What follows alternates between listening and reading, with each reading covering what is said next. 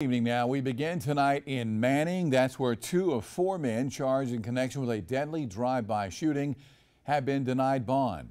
News 19's Peyton Lewis has an update from Clarendon County.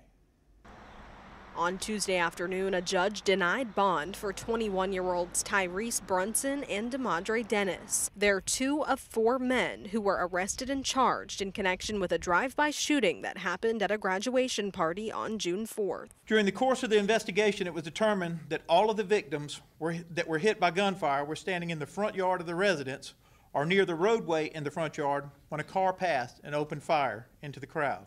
The shooting left 32-year-old Adriana Kind dead and 9 others wounded. The victims were as follows. We had one 12-year-old. We had one 13-year-old. We had one 14-year-old.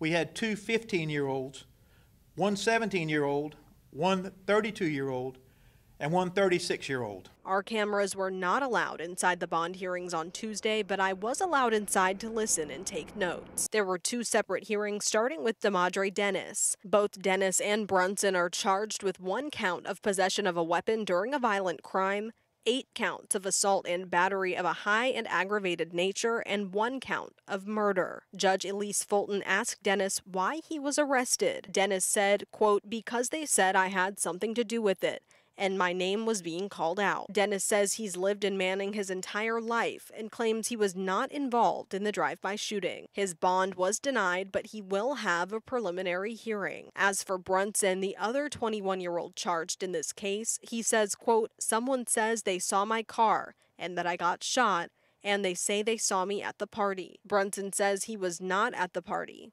His bond was also denied. Victims in the incident were given the opportunity to speak, but all declined for both hearings. Reporting in Manning, Peyton Lewis, News 19 WLTX.